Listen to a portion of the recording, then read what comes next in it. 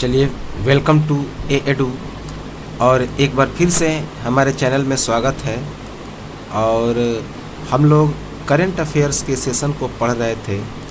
Current affairs के session के दौरान हम लोगों ने राष्ट्रीय करंट अफेयर्स की शुरुआत की, जिसमें 2 वीडियो को हम लोगों ने देख लिया। और जनवरी 2021 से लेकर सितंबर 2021 तक का यह राष्ट्रीय करंट अफेयर्स है। उसके बाद अक्टूबर का हम लोग देखेंगे और इसके पिछले अक्टूबर तक का भी हम लोग देख लेंगे। तो उसके बाद यह राष्ट्रीय करंट अफेयर्स समाप्त हो जाएगा और हम लोग चलेंगे अंतर्राष्ट्रीय करंट अफेयर्स की ओर। तो चलिए हम लोग कंटिन्यू करते हैं इस राष्ट्रीय करंट अफेयर्स के सेशन को। तो अक्टूबर में भारत के पहले इंटरनेट गवर्नेंस फोरम का होगा शुभारंभ। तो अक्टूबर में भारत के पहले इंटरनेट गवर्नेंस फोरम का शुभारंभ होगा। याद रखेंगे कि अक्टूबर में भारत के पहले इंटरनेट गवर्नेंस फोरम का शुभारंभ होगा। कितने तारीख से इसकी शुभारंभ होगी? तो जो शुभारंभ की तारीख है 20 अक्टूबर 2021 से लेकर 20 अक्टूबर 2021 को इसकी शुरुआत होगी और 29 अक्टूबर 22 अक्टूबर 2021 तक 3 दिन तक यह फोरम मंच क्या होगा तो संचालित होगा। तो इंटरनेट गवर्नेंस फोरम 20 अक्टूबर 2021 को शुरू होगा और 22 अक्टूबर 2021 को यह समाप्त हो जाएगा, अर्थात 3 दिनों तक यह चलेगा। इसके शुभारंभकर्ता कौन है, अर्थात इसकी शुरुआत करने वाले कौन हैं? तो इलेक्ट्रॉनिक्स और सूचना मंत्रालय के तहत National Internet Exchange of India के सीईओ अनिल कुमार जैन। याद रखेंगे। तो इसके शुभारंभकर्ता हैं इलेक्ट्रॉनिक्स और सूचना मंत्रालय के तहत National Internet Exchange of India NIXI के सीईओ, जिनका नाम है अनिल कुमार जैन। और इंडिया इंटरनेट गवर्नेंस फोरम अर्थात IIGF के 2021 के ये अध्यक्ष भी हैं। जो अनिल कुमार जैन हैं ये India Internet Governance forum IIGF के 2021 के अध्यक्ष भी हैं। याद रखेंगे, वेरी वेरी इंपॉर्टेंट है। इस साल की थीम क्या है? इस साल की जो इंटरनेट गवर्नेंस फोरम है उसकी थीम या विषय क्या है? बहुत इंपॉर्टेंट है। डिजिटल इंडिया के लिए समावेशी इंटरनेट। तो इस साल की थीम क्या है? डिजिटल इंडिया के लिए समावेशी इंटरनेट। इंपॉर्टेंट है। अगला करंट अफेयर्स है, UNSC की अध्यक्षता करने वाले भारत के पहले प्रधानमंत्री कौन बने? तो नरेंद्र मोदी बने। UNSC अर्थात United nation of security council, संयुक्त राष्ट्र सुरक्षा परिषद के पहले जो अध्यक्षता करने वाले भारतीय प्रधानमंत्री बने वे कौन बने? तो नरेंद्र मोदी।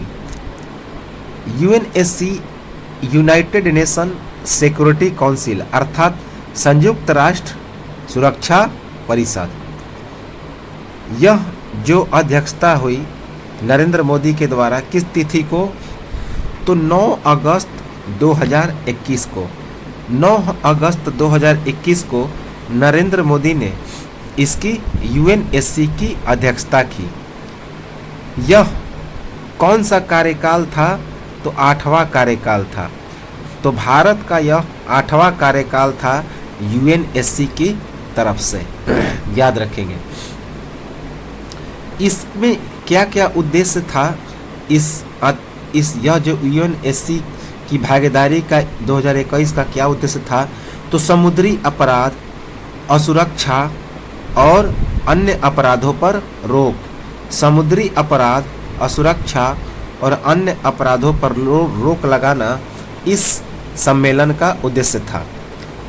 अब हम लोग थोड़ा सा यूएनएससी के बारे में देख लेते हैं, संयुक्त राष्ट्र सुरक्षा परिषद के बारे में। सबसे पहले इसमें 2 सदस्य होते हैं, एक अस्थायी और दूसरा अस्थायी।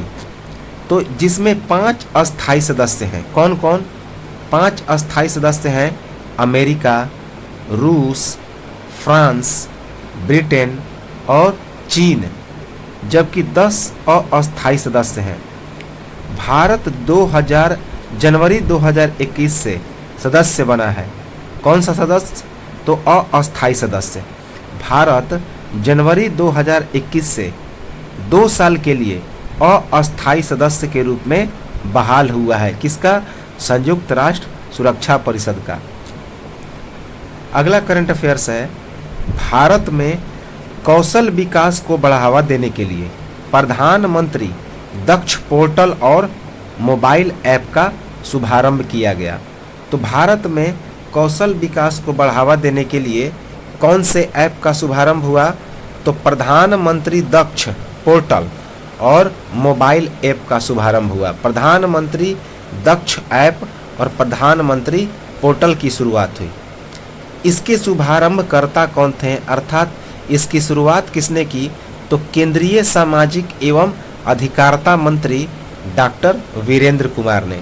तो एक स्टैटिक जी का यहाँ पे पता चला कि भारत के केंद्रीय सामाजिक न्याय और अधिकारिता मंत्री कौन हैं? तो डॉक्टर वीरेंद्र कुमार।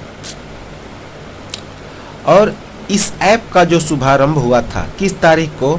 तो 7 अगस्त 2021 को। 7 अगस्त 2021 को इस ऐप का शुभारंभ हुआ। इसमें किसने सहयोग किया? तो सहयोगी के रूप में रहे राष्ट्रीय ई गवर्नेंस डिवीजन। राष्ट्रीय ई गवर्नेंस डिवीजन ने अर्थात NEGD ने इसमें सहयोग किया। नेशनल ई गवर्नेंस डिवीजन याद रखेंगे। इसकी जो योजना थी, इसकी क्या योजना थी? तो प्रधानमंत्री दक्ष और कुशलता संपन्न हितग्राही। इस योजना का जो नाम था वह किस योजना के अंतर्गत? तो इस योजना का नाम था प्रधानमंत्री दक्ष और कुशलता संपन्न हितग्राही अर्थात प्रधान दक्ष योजना। इस योजना का मुख्य उद्देश्य क्या था? कौशल विकास का, इस ऐप का। तो अप स्किलिंग, री स्किलिंग, उद्यमिता विकास कार्यक्रम और दीर्घकालिक प्रशिक्षण के आधार पर कौशल विकास प्रशिक्षण कार्यक्रम प्रदान करना। अप स्किलिंग, री स्किलिंग, उद्यमिता विकास कार्यक्रम और दीर्घकालिक प्रशिक्षण कार्यक्रम के आधार पर कौशल विकास प्रशिक्षण कार्यक्रम प्रदान करना इसका मुख्य उद्देश्य था। प्रशिक्षण प्रदान करने वाले कौन कौन से निगम हैं? तो इस कौशल विकास के प्रशिक्षण करने वाले कुछ निगम कार्यरत हैं। तो कौन कौन से निगम प्रशिक्षण प्रदान करने वाले निगम हैं? तो राष्ट्रीय अनुसूचित जाति वित्त एवं विकास निगम, राष्ट्रीय अनुसूचित जाति वित्त एवं विकास निगम, राष्ट्रीय पिछड़ा वर्ग वित्त एवं विकास निगम, राष्ट्रीय पिछड़ा वर्ग वित्त एवं विकास निगम, राष्ट्रीय सफाई कर्मचारी एवं वित्त एवं विकास निगम, राष्ट्रीय सफाई कर्मचारी वित्त एवं विकास निगम। इस योजना में क्या लक्ष्य रखा गया है? तो 50,000 लोगों को कौशल विकास का प्रशिक्षण देना। तो इस योजना का जो लक्ष्य है वह 50,000 लोगों को कौशल विकास का प्रशिक्षण देना है। याद रखेंगे, VVI है, बहुत इंपॉर्टेंट है।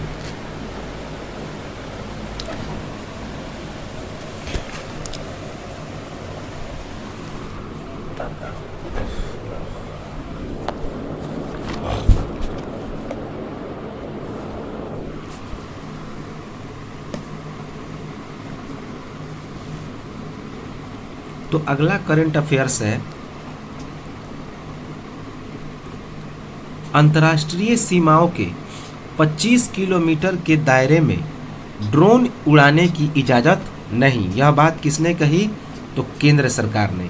केंद्र सरकार ने एक घोषणा किया कि अंतर्राष्ट्रीय सीमाओं के 25 किलोमीटर के दायरे में, जो इंटरनेशनल सीमा है उसके 25 किलोमीटर के दायरे में ड्रोन उड़ाने की अब इजाज़त नहीं होगी। याद रखेंगे, यह बात किसने कहा? तो भारत सरकार ने। किस नियम के तहत कहा? तो अनमैन्ड एयरक्राफ्ट सिस्टम UAS 2021 के अनुसार। तो यह जो नियम हुआ, इस नियम के किस नियम के अनुसार? तो अनमैन्ड एयरक्राफ्ट सिस्टम के नियम, अर्थात UAS 2021 के नियम के अनुसार यह दायरा बनाया गया, जिसकी अधिसूचना कब जारी हुई? इसकी अधिसूचना 12 मार्च 2021 को जारी हुई। तो इसकी अधिसूचना कब जारी हुई? 12 मार्च 2021 को। और इसकी अधिसूचना किसने जारी किया? तो नागरिक उड्डयन मंत्री BK सिंह ने। तो नागरिक उड्डयन मंत्री BK सिंह ने इस अधिसूचना को जारी किया। क्या अधिसूचना जारी किया? कि अंतर्राष्ट्रीय सीमाओं के 25 किलोमीटर के दायरे में ड्रोन उड़ाने की अब इजाज़त नहीं होगी। याद रखेंगे। और किस नियम के तहत? अनमैन्ड एयरक्राफ्ट सिस्टम अर्थात UAS 2021 के अनुसार। इसकी अधिसूचना कब जारी हुई? तो 12 मार्च 2021 को।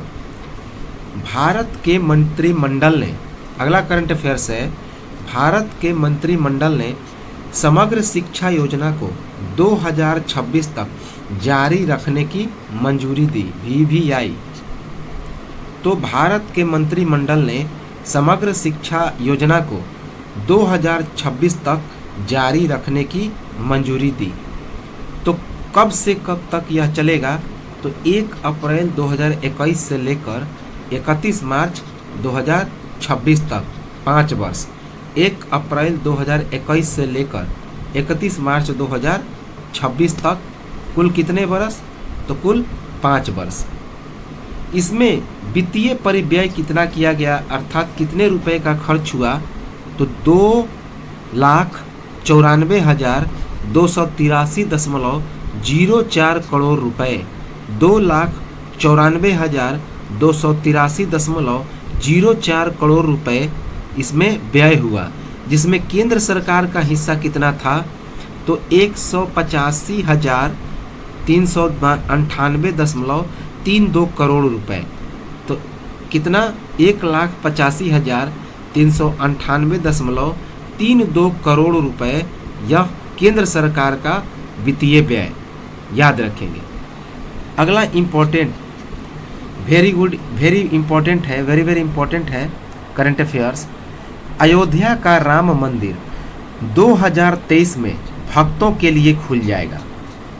हालांकि पूरा यह राम मंदिर नहीं खुलेगा, लेकिन इसका जो मेन ये राम का जो गर्भगृह है वह 2023 में भक्तों के लिए खुल जाएगा। मंदिर का निर्माण 110 एकड़ भूमि में किया जा रहा है। इस मंदिर का जो निर्माण है कितने एकड़ भूमि में किया जा रहा है? तो कुल 110 एकड़ भूमि में इस मंदिर का निर्माण किया जा रहा है। राम मंदिर कहाँ पे? अयोध्या में।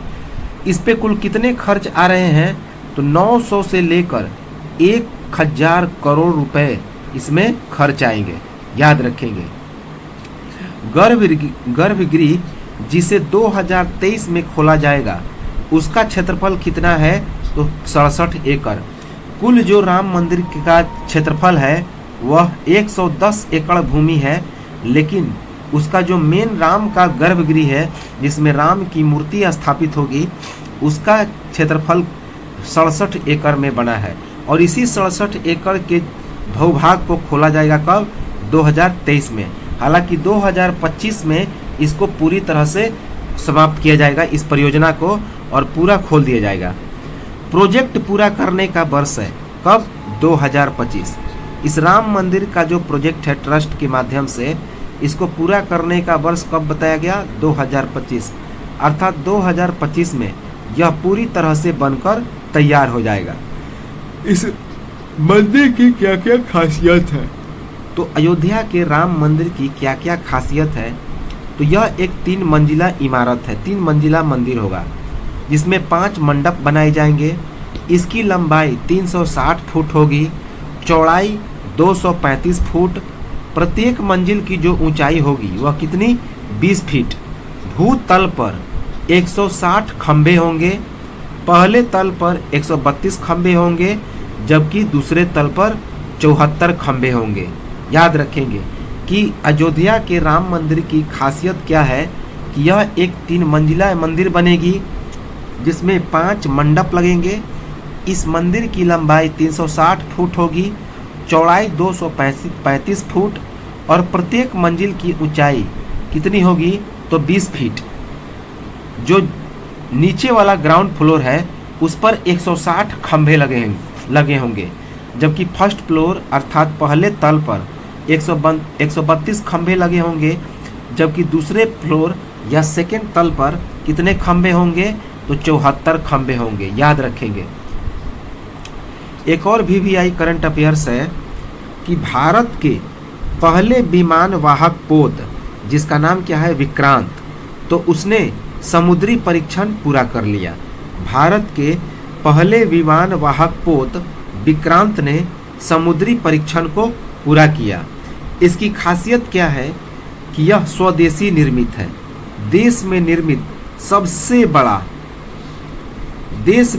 सबसे बड़ा और एक जटिल युद्धपोत है। तो यह देश में निर्मित सबसे बड़ा अर्थात यह स्वदेशी है और सबसे बड़ा है देश का, और एक जटिल युद्धपोत है। कब इसका समुद्री परीक्षण हुआ? तो 4 अगस्त 2021 को। 4 अगस्त 2021 को इस विमान वाहक पोत विक्रांत ने समुद्री परीक्षण पूरा किया। इस जहाज का नाम 1971 के युद्ध में महत्वपूर्ण भूमिका निभाने वाले जहाज के नाम पर रखा गया। तो यह जो विक्रांत है इसका नाम किसके आधार पर रखा गया? तो 1971 के युद्ध में जो पाकिस्तान के साथ हुआ था, तो महत्वपूर्ण भूमिका निभाने वाले जहाज के नाम पर रखा गया। तो उस जहाज का नाम भी क्या था जो 1971 में पाकिस्तानियों के साथ भारत की जीत में अहम भूमिका अदा किया था? तो उसका भी नाम विक्रांत था। तो उसी के नाम पर इस जहाज का नाम विक्रांत रखा गया। इस युद्धपोतक विमान का वजन कितना है? तो 40,000 टन। 40,000 टन। और इसमें कुल कितनी लागत आई है? तो 23,000 करोड़ रुपए। 23,000 करोड़ रुपए। इसका निर्माण किसने किया? तो कोचिन शिपयार्ड लिमिटेड ने इस विक्रांत का निर्माण किया।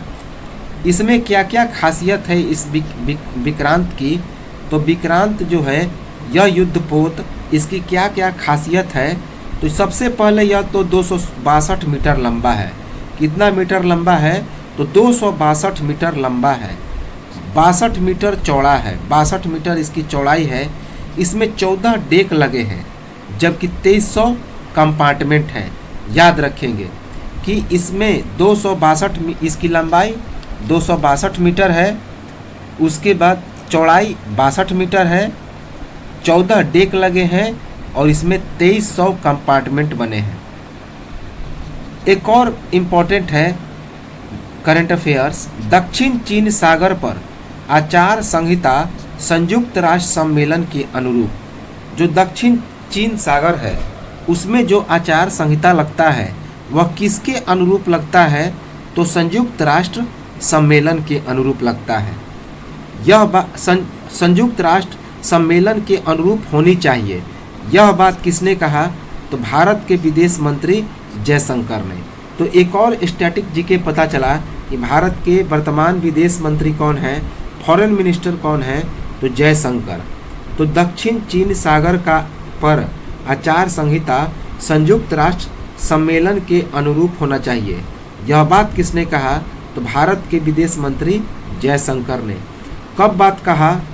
तो 4 अगस्त 2021 को। यह बात कहा 4 अगस्त 2021 को।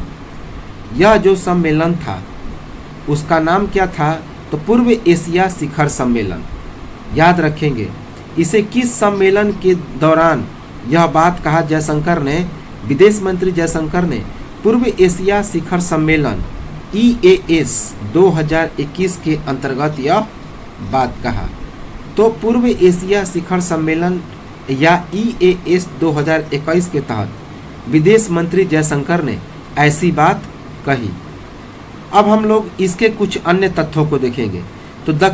तो यह जो दक्षिण चीन सागर पर आचार संहिता संयुक्त राष्ट्र के सम्मेलन के अनुरूप होनी चाहिए, यह बात विदेश मंत्री जयशंकर ने कहा। तो इसके कुछ फैक्ट क्या है कि म्यांमार पर आसियान 5 सूत्री का समर्थन। तो इसके अन्य तथ्य क्या हो गए कि म्यांमार अर्थात बर्मा पर आसियान के 5 सूत्री का समर्थन हो गया इस निर्णय के बाद। इसकी समीक्षा कब की जाएगी? तो रोड मैप 2030 की, रोड मैप 2030 में इसकी समीक्षा होगी। अब अगला करंट अफेयर्स है, बहुत ही इम्पोर्टेंट है, खास करके लिए बैंकिंग टर्म में तो ऐसे प्रश्न आते हैं। तो यह भारत के प्रधानमंत्री नरेंद्र मोदी ने लॉन्च किया डिजिटल भुगतान समाधान ई रूपी का क्या किया? तो उन्होंने लॉन्च किया ई रूपी।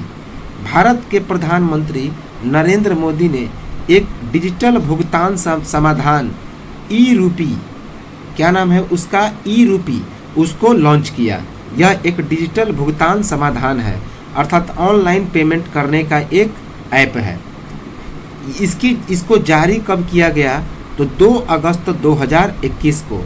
इस ऐप को 2 अगस्त 2021 को लॉन्च किया गया। इसका उद्देश्य क्या था? तो प्रधानमंत्री नरेंद्र मोदी के सुशासन और डिजिटल इंडिया का निर्माण। तो इस ऐप को लॉन्च करने का, इस डिजिटल भुगतान समाधान को जिसका नाम है ई रूपी, उसको लॉन्च करने का मुख्य उद्देश्य था प्रधानमंत्री नरेंद्र मोदी के सुशासन और डिजिटल इंडिया का निर्माण करना। अब इसको विकास किसने किया? तो इसका विकास किया, इस ऐप ई रूपी का विकास किया national payments corporation of India के द्वारा अपने UPI प्लेटफॉर्म पर। तो national payments corporation of India ने अपने UPI प्लेटफॉर्म पर इस ई रूपी का क्या किया है? तो विकास किया। इसमें सहयोगी कौन कौन से थे? तो केंद्रीय स्वास्थ्य और परिवार कल्याण मंत्रालय और राष्ट्रीय स्वास्थ्य प्राधिकरण के तहत वित्तीय सेवा विभाग। तो केंद्रीय स्वास्थ्य और परिवार कल्याण मंत्रालय और राष्ट्रीय स्वास्थ्य प्राधिकरण के तहत वित्तीय सेवा विभाग ने क्या किया? तो इसका सहयोग किया। याद रखेंगे प्रधानमंत्री नरेंद्र मोदी का। अब एक नियम है जिसे हम लोग राज्यसभा का नियम 267 कहते हैं। अगला करंट अफेयर्स है राज्यसभा का नियम 267 इन दिनों काफ़ी चर्चा में है। राज्यसभा का नियम 267 इन दिनों काफ़ी चर्चा में है, याद रखेंगे। वर्तमान में राज्यसभा के सभापति कौन है? जो कि उपराष्ट्रपति हैं। उपराष्ट्रपति ही राज्यसभा के सभापति होते हैं। और हम लोग जानते हैं कि उपराष्ट्रपति के रूप में जो वेतन होता है नहीं मिलता, तो उपराष्ट्रपति को सभापति के रूप में ही, राज्यसभा के सभापति के रूप में ही वेतन प्राप्त होता मिलता है। तो वर्तमान में राज्यसभा के सभापति कौन है? तो एम वेंकैया नायडू। एम वेंकैया नायडू वर्तमान में राज्यसभा के सभापति हैं। इसका विषय क्या है? इसमें कौन कौन से विषय जो है राज्यसभा के नियम 267 में कौन कौन से विषय आते हैं? तो GST का कार्यान्वयन, किसानों का विरोध, ईंधन की कीमत, राफेल सौदा और पेगासस। तो GST का कार्यान्वयन, किसानों का विरोध, ईंधन की कीमत, राफेल सौदा और पेगासस, ये जो है राज्यसभा के नियम 267 के अंतर्गत आते हैं। इसका 2016 से ही विरोध हो रहा है। 2016 से ही इस नियम 267 का विरोध हो रहा है। कांग्रेस सांसद KC वेणुगोपाल के द्वारा नोटिस जारी किया गया। तो कांग्रेस सांसद के.सी. वेणुगोपाल के द्वारा एक नोटिस जारी किया गया। याद रखेंगे नोटिस क्या था, तो इस राज्यसभा नियम की 267 के अधीन कोई भी सदस्य सभापति की सहमति से यह प्रस्ताव रख सकता है कि किसी विशेष प्रस्ताव को प्रस्तुत करने के मकसद से उस दिन की परिषद के समक्ष सूचीबद्ध कार्य से संबंधित किसी नियम को उसके आवेदन के दौरान निलंबित किया जा सकता है। याद रखेंगे। और अगर इस संबद्ध प्रस्ताव को स्वीकृत हो जाता है तो यह जो संबद्ध या प्रश्नगत नियम है कुछ समय के लिए निलंबित कर दिया जाएगा। इम्पोर्टेंट है, वेरी वेरी इम्पोर्टेंट। तो राज्यसभा के नियम 267 के अधीन कोई भी सदस्य सभापति के सहमति से यह प्रस्ताव रख सकता है कि किसी विशेष प्रस्ताव का प्रस्तुत करने के मकसद से उस दिन की परिषद के समक्ष सूचीबद्ध कार्य से संबंधित किसी नियम को उसके आवेदन के दौरान निलंबित किया जा सकता है। और अगर संबद्ध प्रस्ताव स्वीकृत हो जाता है तो प्रश्नगत नियम जो है कुछ समय के लिए निलंबित कर दिया जाएगा, हटा दिया जाएगा।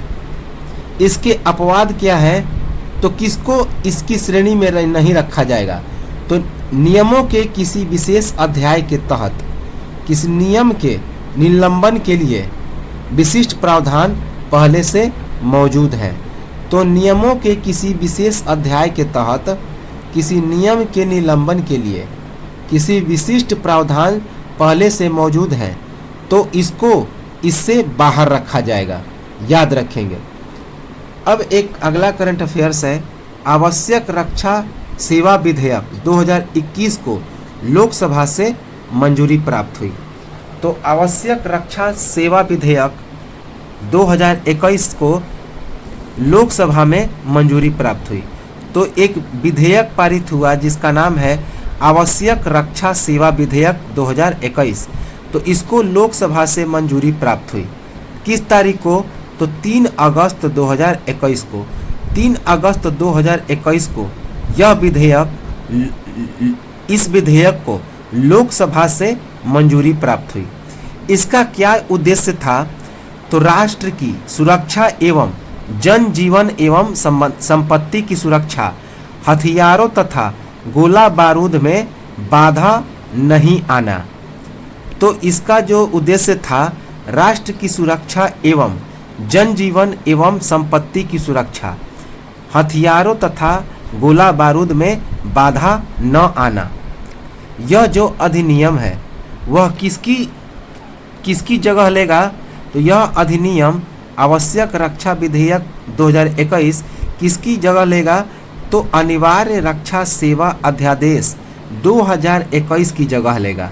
अनिवार्य रक्षा सेवा अध्यादेश 2021 की जगह यह स्थान लेगा। याद रखेंगे। अब देखिए वर्तमान में रक्षा मंत्री कौन है, तो वर्तमान में रक्षा मंत्री हैं श्री राजनाथ सिंह। ये भी इम्पोर्टेंट है, तो यह भी एक स्टैटिक जी किया गया। तो भारत के रक्षा मंत्री कौन है, तो राजनाथ सिंह, जो कि उत्तर प्रदेश में एक समय मुख्यमंत्री थे। याद रखेंगे। इसका उल्लंघन करने वाले को सजा का प्रावधान है। तो इस अध्यादेश के तहत अवैध हड़ताल करने पर 1 वर्ष का जेल है या 10,000 रुपये का जुर्माने का प्रावधान है। तो इस अध्यादेश के तहत अवैध हड़ताल करने पर 1 वर्ष का जेल है या 10,000 रुपये का जुर्माना है। वर्तमान में कोरोना वायरस के लिए आर वैल्यू काफ़ी चर्चे में है। तो आर वैल्यू काफ़ी चर्चे में है। तो कोरोना वायरस का एक वैल्यू है जिसे आर वैल्यू कहा जाता है। वेरी वेरी इंपॉर्टेंट है। तो आर वैल्यू का मतलब होता है रिप्रोडक्टिव रेट। रिप्रोडक्टिव रेट जो बताता है कि कोई रोग कितना संक्रामक है। यह बताता है कि कोई रोग कितना संक्रामक है। तो यही आर वैल्यू इस कोरोना वायरस के बारे में भी जानकारी देता है कि यह कितना संक्रामक रोग है। अगला करंट अफेयर्स हम लोग देखते हैं इस राष्ट्रीय घटना के अंतर्गत। तो भारत और चीनी सेनाओं ने सिक्किम सेक्टर के लिए हॉटलाइन स्थापित की। तो भारत और चीनी सेनाओं ने सिक्किम सेक्टर के लिए एक हॉटलाइन की स्थापना की। याद रखेंगे, हॉटलाइन की स्थापना की, जिसका मुख्य उद्देश्य क्या है, तो LAC अर्थात वास्तविक नियंत्रण रेखा पर विश्वास को और बढ़ाना। तो LOC का मतलब होता है लाइन ऑफ कंट्रोल, जो कि भारत और पाकिस्तान की सीमा रेखा है, और LAC जो कि भारत और चीन की सीमा रेखा है। तो इसका उद्देश्य है, इस हॉटलाइन का उद्देश्य है LAC अर्थात वास्तविक नियंत्रण रेखा पर विश्वास को और बढ़ाना। किस तारीख को यह हॉटलाइन स्थापित हुआ, तो 1 अगस्त 2021 को। 1 अगस्त 2021 को इस हॉटलाइन की स्थापना हुई। किस स्थल पे स्थापना हुई, तो हॉटलाइन की स्थापना उत्तरी सिक्किम के कोंगुरा में भारतीय सेना और तिब्बती स्वायत्त क्षेत्र के खम्बा दजोंग में चीन की पीपुल्स लिबरेशन आर्मी अर्थात PLA के बीच हुई। याद रखेंगे, वेरी वेरी इम्पोर्टेंट है। तो हॉटलाइन की स्थापना उत्तरी सिक्किम के कोंगरा में भारतीय सेना और तिब्बती स्वायत्त क्षेत्र के खम्बा दजोंग में चीन की पीपुल लिबरेशन आर्मी अर्थात PLA के बीच हुई। यह जो हॉटलाइन बनी, यह कौन सी नंबर की हॉटलाइन थी, तो 6ठी हॉटलाइन थी। याद रखेंगे। इसके बाद अगला हम लोग देखते हैं करंट अफेयर्स। तो अगला है, यह भी इम्पोर्टेंट है कि भारत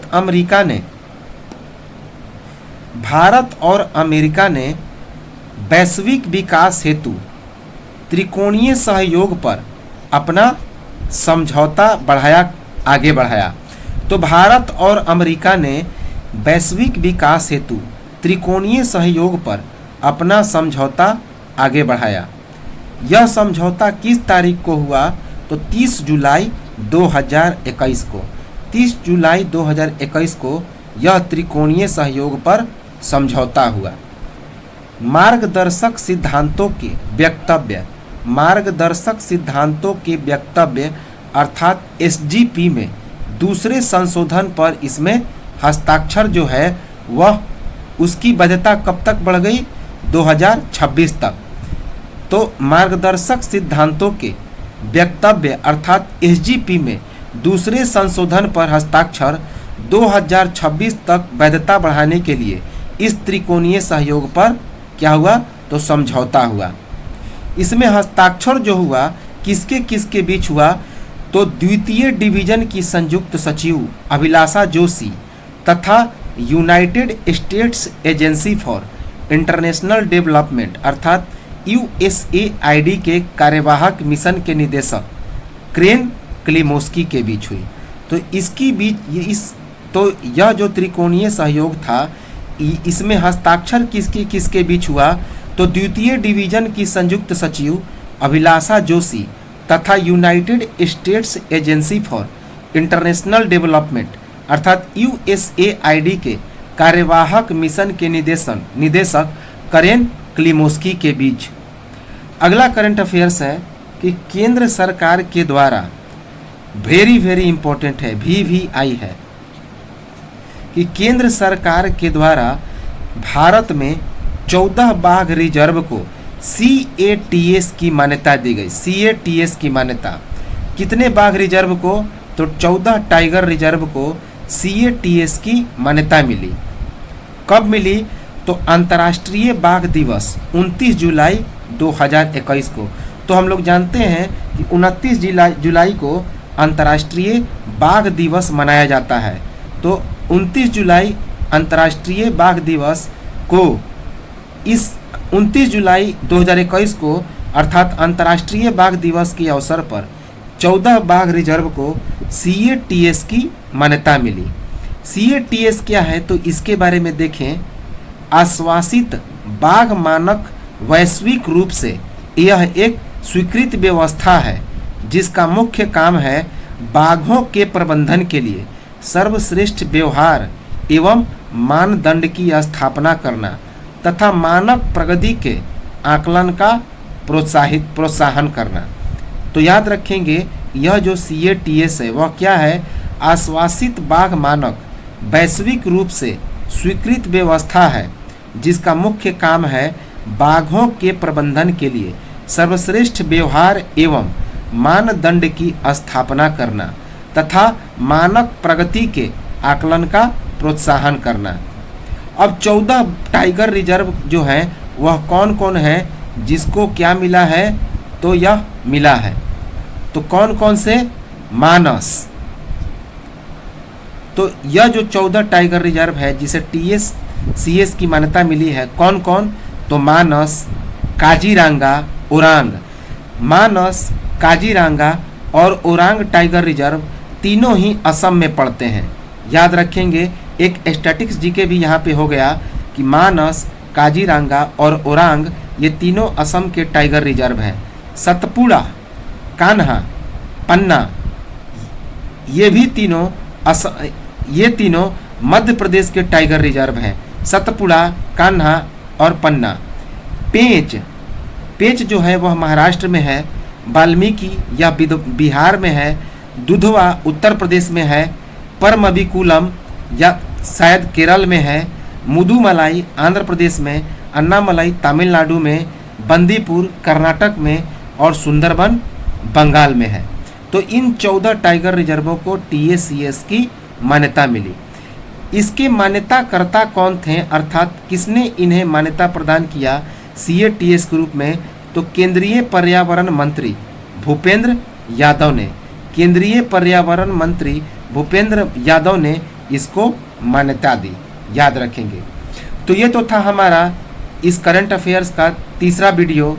करंट अफेयर्स के राष्ट्रीय परिदृश्य को हम लोग अगले वीडियो में और आगे बढ़ाएंगे और उसके बाद इसे हम लोग पूरा डिटेल में समाप्त करेंगे। तो एक स्क्रीनशॉट जरूर लेते रहेंगे, लाइक करेंगे और शेयर करेंगे और अधिक से अधिक दोस्तों में इसका जो है प्रचार करेंगे।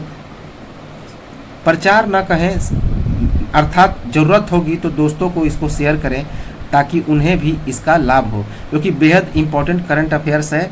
तो अन्य जो आने वाले एग्ज़ाम है उसका फ़ायदा होगा। तो चलिए मिलते हैं हम लोग अगले वीडियो में और इस जो राष्ट्रीय परिदृश्य है, राष्ट्रीय घटनाक्रम है, इसको हम लोग आगे कंटिन्यू करेंगे। तो तब तक नमस्कार, जय हिंद।